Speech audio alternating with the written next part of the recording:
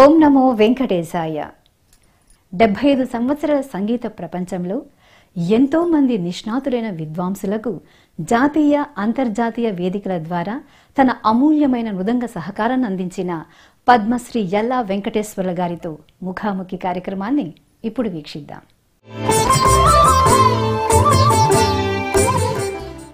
ఓం నమో వెంకటేశాయ. సంగీత ప్రపంచంలో ప్రపంచ ప్రఖ్యాతిగాంచిన మృదంగ విద్వాంసులు పద్మశ్రీ అవార్డీ గ్రహీత శ్రీ యల్లా వెంకటేశ్వరరావు గారికి శ్రీ వెంకటేశ్వర భక్తి ఛానల్ తరఫున సాదర సుస్వాగతం పలుకుతూ, గురుగారు నమస్కారం. నమస్కారం. శ్రీ వెంకటేశ్వర భక్తి ఛానల్ ద్వారా స్వామివారి ఆశీస్సులతో ప్రేక్షకులతోటి మాట్లాడడం జరుగుతోంది. చాలా సంతోషకరం. మొదటిగా తిరుమల తిరుపతి దేవస్థానంతో మీ అనుబంధం గురించి వివరించగలరు? ఎన్నో అనుభూతులు ఉన్నాయి. స్వామివారి యొక్క లీలలు, వారి ఆశీస్సులతో నేను చిన్నప్పటి నుంచి పైకి వచ్చినట్టు. నా పేరు పెట్టడం వారిదే. మా పెద్దలు, మా తల్లిదండ్రులు, మా నాయన, మా తాతగారు, మా కులదైవం స్వామివారే. తర్వాత 1953 నుంచి నేను స్వామివారి దర్శనం రావటం జరిగింది. 1961 జాతీయ స్థాయి అవార్డు నాకు లభించింది. అప్పటి president of India doctor Sarvepalli Radhakrishnan గారు నాకు బహుమతి ఇచ్చారు ఢిల్లీలో. దాని తర్వాత ఇక్కడ అన్నమాచార్య ఉత్సవాలు జరిగితే అప్పుడు నన్ను పిలిచారు. అప్పుడు రేడియో ఇది కూడా ఉండేది, ఆకాశవాణి విజయవాడ వారు ప్రసారం చేశారు. మొట్టమొదటి కచేరీ అప్పుడు జరిగింది 1961. అప్పటి నుంచి కూడా ప్రతి బ్రహ్మోత్సవాలు రావడం, పిలవడం వీరు దేవస్థానం వారు నన్ను చాలా ఆదరించారు. నా సలహాలు కూడా, కొన్ని సలహాలు కూడా తీసుకోవడం జరిగింది. అప్పటి ఈవో గారు, చైర్మన్ గారు ఎప్పటికప్పుడు స్వామివారు మనల్ని కాపాడుతూనే ఉన్నారు. మరి 75 సంవత్సరాలు నా కచేరీ అనుభవం వచ్చిందంటే స్వామివారి అనుగ్రహమే. మా కులదైవం కదా. చాలా అనుభూతులు ఉన్నాయి.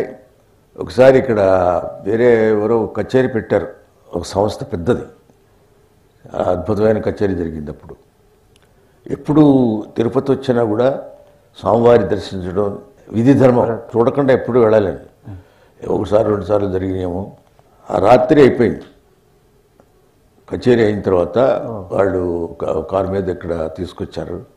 రాత్రి 12 అయిపోయింది. నిర్మానుషం డైరెక్ట్గా వెళ్ళిపోయారు. రాత్రి 12 స్వామివారి ద్వారం ఉంటుంది కదా, అక్కడ దాకా వెళ్ళిపోయాను. ఎవరు లేరు. వెళ్ళకూడదని కూడా తెలియదు నాకు. స్వామివారి నేను దండం పెట్టుకుంటుంటే ఒక ఆయన వెనకాల అర్చకుడు, ఒక ఆయన ఆ తెర తెరిచాడు.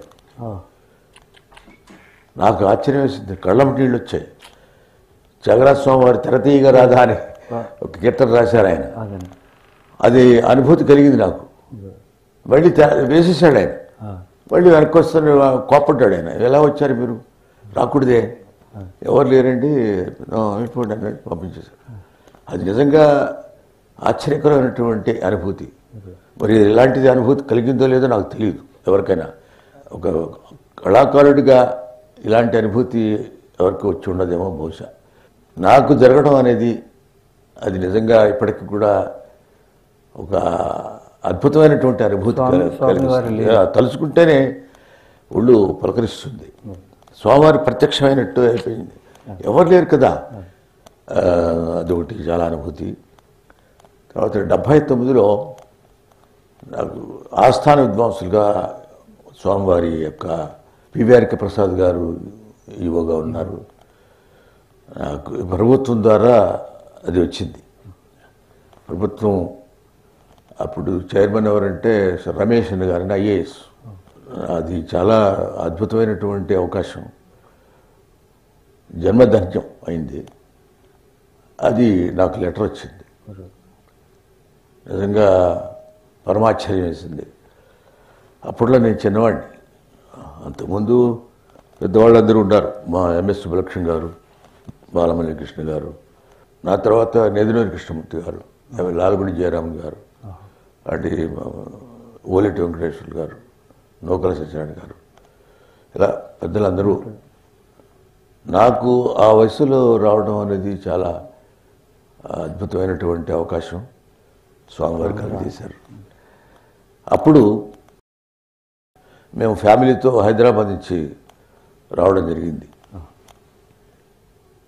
ఒక 30 మంది ఉంటాం, మా కుటుంబ సభ్యులు. వస్తుంటే మధ్యలో తుఫాన్ వచ్చింది. ఇది చాలా విచిత్రం. మాకప్పుడు ఈ కమ్యూనికేషన్స్ అవి లేవు కదా. 79 సంగతి చెప్తున్నాను. సరే బయలుదేరాం. కర్నూలు వచ్చిన తర్వాత విపరీతంగా తుఫాన్ వచ్చేస్తుంది, విపరీత వర్షం, గాలి. కొద్దిసేపు ఆఫ్ చేశాం. ఆపేశాడు వాడు. ఒక వ్యాన్లో వస్తున్నాం. మళ్ళీ కొద్దిగా మళ్ళీ బయలుదేరాడు. తోటకి వెళ్ళిన తర్వాత అది నంద్యాల ఎక్కడో సడన్ బ్రేక్ అయిపోయింది వాహనం. ఏం చేయాలి? అప్పుడు ఏదో పోయిందండి అనేసి ఎక్కడికో వెళ్ళాడు తీసుకురావడానికి. అప్పటికి వర్షం ఆగిపోయింది. ఏం చేస్తాం అక్కడ? అందరూ మా పిల్లలు వాళ్ళు అంతా ఫ్యామిలీ కదా, అక్కడే పడుకోవడం. పొద్దున వచ్చాడు వాడు రాత్రి పోయి. అది ఏమిట్రా అంటే అక్కడ తుఫాను ఉంది, ఇక్కడ లేదు. వచ్చి బాగు చేసుకొచ్చేసరికి మళ్ళీ పొద్దున్నే మళ్ళీ బయలుదేరాం. మళ్ళీ మేము దాటిన తర్వాత ఇక్కడ వచ్చింది, మేమున్న చోట. అది ఎట్లా తెలుస్తుందంటే ఇది అయిపోయిన తర్వాత మళ్ళీ వచ్చేటప్పుడు అన్నీ కూడా నిర్మానుష్యం, విపరీతమైన బీభత్సం అయిపోయింది. చెట్లు పడిపోవడం. ఆఖరికి మేము తిరుమల చేరుకునేసరికి వాడు చూస్తున్నారు ఇంకా రాలేదని. మాకు అప్పట్లో ఏముంది, ఏం తెలియదు కదా, ఫోన్లు కూడా సరిగా లేని పరిస్థితి. సన్మానం నాకును, తర్వాత సంధ్యావందనం శ్రీనివాసరావు గారు ముగ్గురికి చేశారు. అది ఒక ఆశ్చర్యకరమైనటువంటి విషయం కదా. ఫ్యామిలీ అంతా తీసుకెళ్ళి ఈవో గారు అద్భుతమైన దర్శనం చేశారు. 3 రోజులు ఉన్నాం ఇక్కడ. మాకు ప్రసాదాలు కూడా మా దేవాలయానికి వచ్చాయి. స్వామివారికి నైవేద్యం పెట్టి వచ్చాయి కుండలో. అంత అద్భుతంగా మమ్మల్ని ఆదరించేవారు. అప్పటి నుంచి ప్రతి సంవత్సరం రావడం నాకు ఇదొక వరం, స్వామివారి ఇచ్చిన వరం.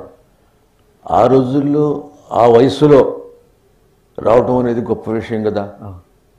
గురుగారు, ఒక ప్రశ్న. మృదంగం మన సంగీతానికి సంబంధించి మృదంగ వాద్య విశేషం ద్వారా సంగీత రంగంలో మీ స్పెషలైజేషన్స్ గురించి వివరిస్తారా? మా నాన్నగారు వైలిన్ విద్వాంసులు ఎల్ఆర్ రామూర్తి గారు, దూరం వెంకటస్వామినాయుడు గారి శిష్యులు. విజయనగరంలో నేర్చుకున్నారు. ఈ నెదినూరి కృష్ణమూర్తి గారు, ఈయన ఘంటసాల వెంకటేశ్వరరావు గారు సహాధ్యాయులు. వీళ్ళు ఆ వినికిడి జ్ఞానం ఉండటం, సంగీతం కూడా నేర్చుకోవాలనుకున్నాను. కానీ మృదంగం అప్పటికే కచేరీలు వాయిస్ చేస్తున్నాను చిన్నతనం నుంచే. 4వ సంవత్సరం నుంచి మొదలుపెట్టాను. కచేరీని 7th ఇయర్లో మొదలుపెట్టాను. అది వినాయక చవితి రోజున జరిగింది. స్వరజ్ఞానం అంటే నేర్చుకోలేదు కాబట్టి పాట బాగా వచ్చు. చాలా రచనలు నేను కంపోజ్ చేశాను. తర్వాత రేడియోలో, ఆకాశవాణిలో భక్తిరంజనులు దాదాపు 100 వరకు చేశాను. తిరుపావై 30 రోజులు పాసురాలు అది చేశాను. అది శ్లోకాలు శ్రీరంగ గోపాలకృష్ణ గారు పాడారు. తర్వాత శివతాండం ఒకటి చేయడం, నవమృదంగం. అంటే ఈ సంగీతం ద్వారా అది చేయగలిగాను. ఇప్పుడు నవమృదంగం అంటే స్వరాలు పలికించాలి కదా, రాగం తెలియకపోతే ఎట్లా? ఒక్కొక్క మృదంగానికి ఒక్కొక్క స్వరం ఉంటుంది. తర్వాత మృదంగానికే 8 కళ్ళు ఉంటాయి. 8 కళ్ళు 8 స్వరాలు ఉంటాయి. అంటే అది జాగ్రత్తగా మనం ఆ చేతికి రావాలి. ఇది స్వరజ్ఞానం.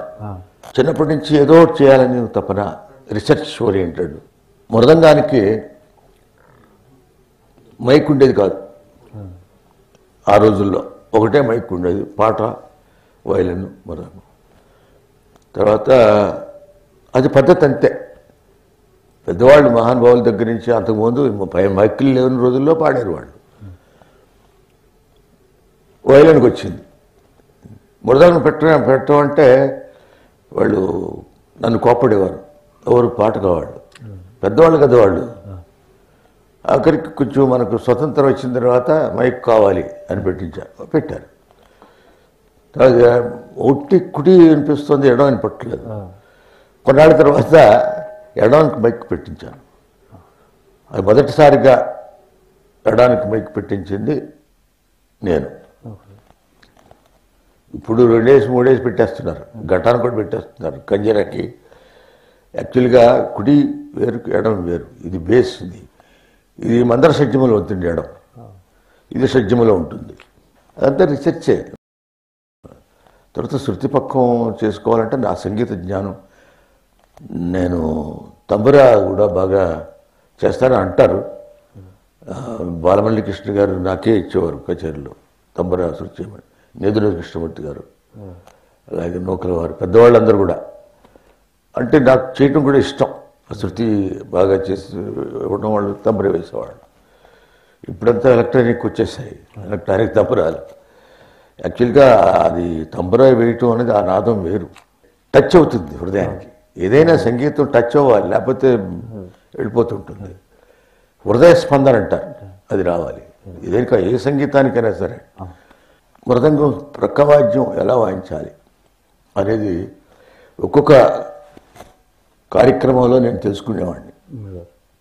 తర్వాత నూతనం ఎట్లా అక్కడ ఎలా చేయాలి. అప్పుడు నాకేంటి రేడియో అది ఏమో నాకు తెలియదు, ఎవరి దగ్గరికి కూడా వెళ్ళి నేర్చుకోలేదు. గురుగారు ఎల్లా సోమన్ గారు, ఆయన మా పెద్ద తండ్రి గారు, వారు ముందు కోలం వెంకటరాజు గారి దగ్గర నేర్చుకున్నారు. తర్వాత పాల్ఘాట్ మణేర్ గారి దగ్గరికి వెళ్ళి నేర్చుకున్నారు. చాలామంది ఆయన శిష్యులు తయారు చేశారు. ఆ పరంపర తంజావూరు వైద్యనాథయ్యర్, పాల్ఘాట్ మణేరి, ఎల్లా సోమన్న, నేను 4th జనరేషన్.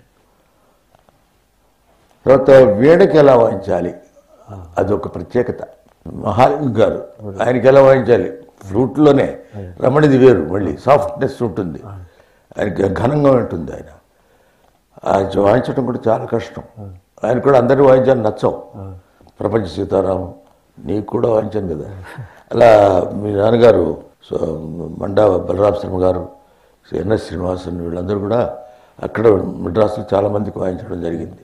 టిఆర్ మహాలింగం గారి నుంచి కింద వరకు నేను వాయించాను. అలాగే వీణ బాలచందర్, ఏమని శంకర శాస్త్రి గారు, చిట్టిబాబు గారు, దొరస్వామి గారు, మైసూరు దొరస్వామి గారు, అలా మహా విద్వాంసులందరికీ కూడా వాయించాను.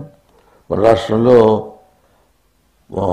వాసా కృష్ణమూర్తి గారు మహా విద్వాంసుడు. ఆయన ఈ వాయించేటప్పుడు గాత్రం ఫ్రీక్వెన్సీ, వేణువు ఫ్రీక్వెన్సీ చాలా డిఫరెన్స్ ఉంటుంది కదా. ఉంటాయి కదా. ఇప్పుడు ఫ్లూట్కే డిఫరెన్స్ ఉంది. ఆయన మహాలింగ గారిది ఘనంగా ఉంటుంది, ఇవన్నీ సాఫ్ట్. ఇంకా రకరకాలు చిన్నవాళ్ళకి కూడా వాయించాను ఈ మధ్య. బెంగళూరు సురేష్ అని ఉండేవాడు. అలాగే వీణల్లో దాదాపు అందరికి వాయించాం. అయ్యగారి సోమేశ్వరం, పప్పు సోమేశ్వరం, చంద్రశేఖర్, శ్యామ్ సుందర్ గారు. ఎక్కువగా నేను ఏమని శంకర శాస్త్రి గారితో అమెరికా కూడా టూర్ వెళ్ళాం. మా ఇద్దరికి చాలా అనుబంధం. వైరల్ చూసుకుంటే దోర వెంకటస్వామి గారు, మంగతాయర్ గారు, సత్యనారాయణ గారు, దుర్గాప్రసాద్ గారు, ఇప్పుడున్న సత్యనారాయణ, వీళ్ళందరూ వాయించానంటే ఒక 3-4 తరాలు. వీళ్ళందరికీ వాయించే విధానం వేరే ఉంటుంది. చౌడే గారికి చాలా ఘనంగా ఉంటుంది, పెద్ద ఆర్కెస్ట్రాగా ఉండేది. అంటే 7 తీగలతో వాయించేవారు. అది వాయించడం తట్టుకోవడం కష్టం. అలా ఎంఎస్ గోపాలకృష్ణ గారు, లాల్గుడి జయరామన్ గారు, ఒక్కొక్కరికి ఒక్కొక్క ట్రెడిషన్ ఉంటుంది. లెక్కలు వేస్తుంటాడు లాల్గుడి జయరామన్ గారు. టిఎన్ కృష్ణ గారు చాలా స్ఫూర్తిగా ఉండేది. దానికి అనుగుణంగా వాయించటం, దాన్ని రక్తి కట్టించటం అనేది అది డిఫరెంట్. ఇది అలా ఒక్కొక్క ఒకే ఇప్పుడు వీణ ఉందనుకుంటే డిఫరెంట్ బాణీలు ఉంటాయి. ఈవెన్ గారిది ఒక బాణి ఉంటుంది, దొరసాయం గారి ఒక బాణి ఉంటుంది. ఈమన్ గారిది అయితే అసలు వినపడినట్టుగా ఉండేది. దానికంటే తక్కువ చేసి వాయించాలి, లేకపోతే చేయతిరగదు, నాదో రాదు. చాలా ఉన్నాయి. దానికి ఎట్లాగా చేయాలనేది ఒక రీసెర్చ్ ఓరియంటెడ్గా చేశాను. అందుకని అందరు కూడా సక్సెస్ఫుల్ అకాంప్లిష్డ్ మృదంగం. అట్లాగే వోకల్లో చెంబై గారి వాయిస్ చాలా గంభీరంగా ఉంటుంది. చెంబై వైద్యనాథ్ భాగవత, సమ్మగుడి శ్రీనివాసయ్య గారు చాలా అద్భుతమైన గాయకులు వాళ్ళు.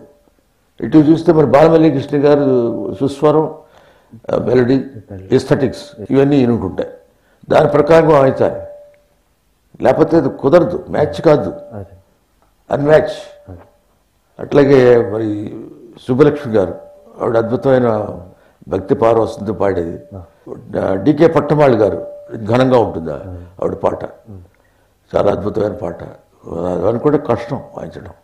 ఇది వేరు అది వేరు. ఎమ్మెల్యే సుందర కుమార్ ఆవిడ 2 రకాలుగా ఉంటాయి. అట్లాగే మన శ్రీరంగ గోపాలకృష్ణ గారు పాడేది అప్పుడు చాలా కచేరీలు వాయించారు వాళ్ళందరికీ. రాధా జయలక్ష్మి. ఇంకోటి విభిన్నమైనటువంటి పాటలు ఏంటంటే బృందాముక్త, ఒక అద్భుతమైన సంగీతం. అంటే ఆర్టిస్ట్కి మాత్రమే నచ్చుతుంది, అది మామూలు ప్రజలకు తెలియదు. Pure classical. పినాక్ పాండే గారు వాళ్ళ జనరేషన్ అంతా వాయించాను నేను. ఆయన గురువు కూడా వాయించాను, రంగరామానుజం గారని. ఇట్లా స్వామివారి దేవల్ల నాకు అలాంటి అవకాశాలు లభించాయి. ఇంతమందికి ఒక ప్రకవాద్యంగా సక్సెస్ఫుల్ ఆర్టిస్ట్ అనిపించుకోవడం ఆ స్వామివారి యొక్క కృపా కటాక్షం. ఈయన నాదస్వరం వాయించాను. నామగిరిపేట కృష్ణన్ గారు, ఎం చంద్రశేఖర్ గారు, నేను మెడ్రాసులో. ఇట్లా నాదస్వరాలు ఏమిటి, కిలార్నెట్ ఏమిటి, హిందుస్థానీ సంగీతం అది వేరు. మళ్ళీ ఆ హిందుస్థానీ సంగీతానికి ఎలా వాయించాలనేది చాలా కష్టం. అది మన బాణి కాదు, దాని యొక్క పద్ధతులు వేరే ఉంటాయి, వాళ్ళ తాళాలు వేరే ఉంటాయి. దాన్ని అంతా మనం అవగాహన చేసుకుని వాయించడం అనేది చాలా కష్టం. మరి నేను హిందుస్థానీ కూడా హరిప్రసాద్ చౌరస్య, బాన్సిరి అంటారు, అమ్జద్ అలీ ఖాన్ గారు సరోజ్, రవిశంకర్ గారు అప్పుడు వాయించాం. జుగల్బందీలన్నీ కూడా లాల్గుడి జయరామ్ గారు, అమ్జద్ అలీ ఖాన్, టిఎన్ కృష్ణ గారు. ఈ తబలాలంటే అలారఖా గారు, జకీర్ హుసేన్ గారు వాళ్ళ అబ్బాయి, చాలా గొప్ప విద్వాంసుడు. అట్లాగే కృష్ణ మహారాజ్, బోస్ అంటారు కలకటా. అలా పెద్దవాళ్ళందరూ వాళ్ళతోటి వాయించడం చాలా కష్టం. తబలా సున్నితమైన వాద్యం, చాలా గంభీరంగా ఉంటుంది, ఈజీగా పలుకుతుంది. మృదంగం కష్టం, ఇట్టినే డామినేట్ అయిపోతుంది. అది వాద్యం, దాని పద్ధతి అది. దాన్ని తట్టుకుని మనం చేయాలంటే వాడికంటా కొంచెం బాగా పైచేయిలో ఉంటే కానీ తట్టుకోలేము. ఇవన్నీ కూడా స్వామివారి అనుగ్రహం, గురుకటాక్షం అనుకుంటాను ఎప్పుడు కూడా. గురుగారు, ఇప్పుడు మృదంగ నాదం ద్వారా మీరు చేసినటువంటి నాద చికిత్స థెరపీ గురించి వివరించగలరు? దీనికి ఒక 2-3 కార్యక్రమాల్లో నాకు అనుభూతి కలిగింది. ఒకటి జపాన్లో కచేరీ సోలో వాయిస్తున్నప్పుడు ఒక లేడీ ఒక ట్రాన్స్లోకి వెళ్ళిపోయింది. అందరూ వచ్చి పలకరిస్తున్నారు, చాలా బ్రహ్మాండంగా ఉందని అంటున్నారు. ఈమె చాలా ట్రాన్స్లోకి వెళ్ళిపోయింది. అంటే ఆ నాదం వైబ్రేషన్స్ థ్రెట్ అయ్యి ఉంటుంది, దీంట్లో ఏదో ఉందని. హైదరాబాద్లో ఇట్లాగే ఇంకో చోట అక్కడ వాయిస్తుంటే చిన్న అమ్మాయి, మెంటలీ రిటార్డ్ అమ్మాయి, అది నాకు తెలియదు. వాయించినప్పుడు చాలా ప్రమాణంగా జరుగుతోంది, అరుస్తోంది, కొద్దిగా మాటలు వస్తున్నాయి. వాళ్ళు ఆశ్చర్యపోయారు తల్లిదండ్రులు, ఇదేంటిది మాట్లాడరు, ఇది ఇలా అరుస్తోంది అమ్మాయి అని. అది కూడా ఆ వైబ్రేషన్కి ఒక కనెక్ట్ అయింది. నర్వస్ సిస్టమే కదా ఇదంతా, బ్రెయిన్ ఇవన్నీ కూడా ఆ నర్వస్కి టచ్ అవుతుంది అనమాట. దాని తర్వాత ఇది సంకల్పం వచ్చి ఠాకూర్ హరిప్రసాద్ ఇన్స్టిట్యూట్లో మెంటలీ రిటార్డెడ్ చిల్డ్రన్కి చేస్తుంటారు చికిత్స. ఆయన నా ఫ్రెండ్, చెప్పాను ఇలా రండి గురుగారు అంటే వెళ్ళి అక్కడ స్టార్ట్ చేశాను. గవర్నర్ అప్పుడు ఇనిషియేటివ్ తీసుకుని ఈ ప్రక్రియ మొదలైంది. దానికి సిలబస్ ఉంటుంది కదా ప్రతిదీ. ఆ సిలబస్ ప్రకారం, సిలబస్ అంటే థియరిటికల్ కాదు, ప్రాక్టికల్. ఈ సమయంలో ఇది చేయాలి, ఇది ఇక్కడ వాయించాలి ఈ సమయంలో. రకరకాలు ఉంటాయి. తర్వాత నేను రికార్డ్ చేసిన వాళ్ళు కూడా పెట్టాను. ఆ రికార్డు వినిపిస్తుంటారు. భోజనం చేసేటప్పుడు, నిద్రపోయేటప్పుడు, పొద్దున లేచేటప్పుడు, ఇలాంటివి. అంటే వాళ్ళకి చైతన్యం కలగాలి కదా. రష్యన్స్, తర్వాత జర్మన్స్, అమెరికన్స్ వచ్చి ఈ ప్రక్రియ చాలా బాగుందని, దాని తర్వాత చాలా ఇన్స్టిట్యూషన్లో ఈ మ్యూజిక్ థెరపీని పెట్టారు. ఇది నాదయోగం. నాదం ద్వారా మెంటలీ రిటార్డెడ్ చిల్డ్రన్ని చేయొచ్చు అనే ఒకటి ప్రూవ్ అయిపోయింది. మృదంగం ద్వారా. నాదం అంటే నాదం అనేక రకాలు, అంతా నాదస్వరూపం కదా. All universities music and rhythm, ఇవన్నీ నాకు ఎలా వచ్చాయి, నాకు కూడా ఆశ్చర్యం వేస్తుంది. స్వామివారి ఇచ్చిన కృప, అనుగ్రహం అనుకుంటుంటాను. ఇప్పుడు మేము ఇంట్లో శృంగేరి వారు వచ్చి, వాళ్ళ పీఠం వారు స్వామివారికి అభిషేకం, అమ్మవారికి కుంకుమార్చన చేసి పూజ చేస్తారు మా ఇంట్లో. అలా వాయిస్తున్నాను. ఒక పాము వచ్చింది. పాము వచ్చి గుమ్మ ముందు అలా ఆడుతూ వెళ్ళిపోయింది. అందరు భయపడ్డారు. యాక్చువల్గా పాముకి చెవులు ఉంటావు, వైబ్రేషన్, నాదం అంటే భూమికి టచ్ అయి ఉంటుంది. అదేమో మరి ఎలా వచ్చిందో. దానికి అద్భుతమైనటువంటి పెద్ద సర్పం, నాగుపాము, మళ్ళీ కొంతసేపు అక్కడ అలా వింటూ వెళ్ళిపోయింది. అట్లా వెళ్ళి తెలియదు. అంటే ఏమిటి దీనికి తార్కాణం? శిశుర్వేత్తి పశుర్వేత్తి గానరసం పణి అని శాస్త్రోక్తం ఉంది. అలా స్వామివారి దయవల్ల ఇలాంటివి చాలా జరిగాయి. ఇప్పుడు నాయుడు గారు, ద్వారం వెంకట స్వామి నాయుడు గారు ఒక ప్రత్యేకమైనటువంటి నాదం, ఒక మహాలింగం గారు వేణు తీసుకుంటే, ఒక బిస్మిల్లా ఖాన్ గారు తీసుకుంటే, అలాగే మీరు పలికించే నాదంలో ఒక ప్రత్యేకమైన యూనిక్నెస్ ఉంటుందని అందరూ చెప్పుకుంటూ ఉంటారు. దీని గురించి మీరు అంటే దానికి ఏదైనా టెక్నికల్గానా దాన్ని చేయాలి, లేకపోతే ఏంటి అసలు దాని గురించి? నాకు ఏంటంటే చిన్నప్పటి నుంచి నాదపోషణ, శృతిపక్కం. మృదంగం శృతిలో ఉండాలి, అది చాలా కష్టం. శృతి చేసుకోవడమే కష్టం. ఎడం నేను చెప్పాను కదా, ఇది మందర షడ్జంలో ఉంటుంది, షడ్జంలో మధ్య షడ్జంలో. తర్వాత ఆ రెండు లేనప్పుడే నాదం, అది అద్భుతమైన నాదం, సంధానం. ఆ సంధానమే గొప్ప. అది భగవంతుడు ఇవ్వాలి ఆ శక్తి. అందరూ వాయించాలనుకుంటారు. ఇప్పుడు వారి మహానుభావులు వాళ్ళు. ఇప్పటికీ నాయుడు గారు, ఇప్పటికీ నాయుడు గారి పేరు చెప్తారు. అందరూ నాయుడు గారు అబ్బా అంటారు. నాదం, నాదపోషణ, నాదా తన మనసు కదా శంకరం, అంతే నాదంలోనే ఉంది. తర్వాత నువ్వు చెప్పిన వాళ్ళు అందరూ కూడా మహానుభావులు వాళ్ళు. బిస్మిల్లా ఖాన్ సానా అంటే ఆయన సా అని పెట్టేసరికి షడ్జము మొత్తం వైబ్రేషన్ అయిపోయేది. మొత్తం ఆడిటోరియం అంతా. రవిశంకర్ గారు కానీ, వీణలో ఈమన్ గారు, టిఆర్ మహాలింగ్ గారు, ఎన్ని కచేరీలు వాయించాం. నేనంటే చాలా అభిమానంగా ఉండేవారు. అభిమానం అంటే బాగా వాయిస్తున్నాడని అంతే కదా. అది వాళ్ళకి అనుగుణంగా వాయించడం చాలా కష్టం, చాలా కష్టం. ఆయన వాయించే పద్ధతి, లెక్కలు, అద్భుతమైన సౌండ్, నాదం. ఒకసారి కచేరీలు వాయించినప్పుడు బయట ఆ పెద్ద జనం వచ్చారు. ఆ సౌండ్ మొత్తం బయట నాదం వెళ్ళిపోతుంది.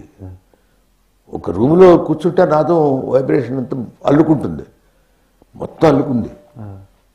అద్భుతమైనటువంటి అనుభూతి నాకు. నేను కూడా అట్లా వాయించాను. ఎంతో సంతోషపడిపోయారు. ఆయన నాదం, శృతిపక్కం, అలాంటి ఫ్లూట్లు ఉండదు మళ్ళీ. వీళ్ళు మనం అనుకున్న మహానుభావులు వీళ్ళు. అట్లాగే బాలమల్లి కృష్ణ గారు కూడా అంతే, నాదం, సునాదం. పెద్దవాళ్ళు అంటారు, ఎంఎస్ సుబ్బలక్ష్మి గారు ఆవిడ అంతే. వీళ్ళందరూ చాలా అతీతులు. మామూలు పాడేవాళ్ళు, వాయించేవాళ్ళ కంటే మనం చెప్పుకున్న వాళ్ళు, భగవంతుడు పుట్టించిన వాళ్ళే మళ్ళీ అలాంటి వాళ్ళు పుడతారని నేను అనుకోను. ఇంకోటి ఏంటంటే ఏదైనా ఒక మంచి కార్యక్రమం చేసినప్పుడు నిద్ర ఉండదు, నిద్రపోతుంటాం కానీ అది ఎలా వస్తూ ఉంటుంది, వైబ్రేషన్. ఎప్పుడైనా సరిగ్గా లేదనుకో చికాగ్గా ఉంటుంది, అంటే శారీరకంగా. మళ్ళీ నేను మృదంగం సాధన చేస్తుంటాను, వాయించేటప్పుడు క్లియర్ అయిపోతుంటుంది. ఈ అనుసంధానం చేయటం అనేది చాలా ఇంపార్టెంట్. అది భగవంతుడు స్వామివారి దయ వల్ల నాకు లభించింది అనుకుంటాను. అది గురుకటాక్షం కూడా ఉంటుంది. చూశారు కదండి, తన సంగీత ప్రస్థానంలో దివ్యానుభూతులను మనతో పంచుకున్న పద్మశ్రీ యల్లా వెంకటేశ్వర్ల గారికి, అలాగే ఫ్లూట్ విద్వాంసులు శ్రీ అనంతకృష్ణ గారికి మీ అందరి తరపున కృతజ్ఞతలు తెలియజేస్తున్నాం. ఓం నమో వెంకటేశాయ. నాదం యొక్క మహిమ అది దేవుడికి అది కనెక్ట్ అవుతుంది. అది కనెక్ట్ అవ్వాలి, లేకపోతే ఇవన్నీ జరగవు. దేవుడు మహిమలే కదా, నా మహిమే ఉంది. నాకు ఐఎమ్ ఆర్డినరీ పర్సన్. ఆయన అనుగ్రహం వల్లే నేను ఇంతవరకు వచ్చాను. 75 సంవత్సరాలు నిర్విరామంగా ఎక్కడా అది గ్రాఫ్ పైకెడుతుంది కానీ కిందకి రాలేదు.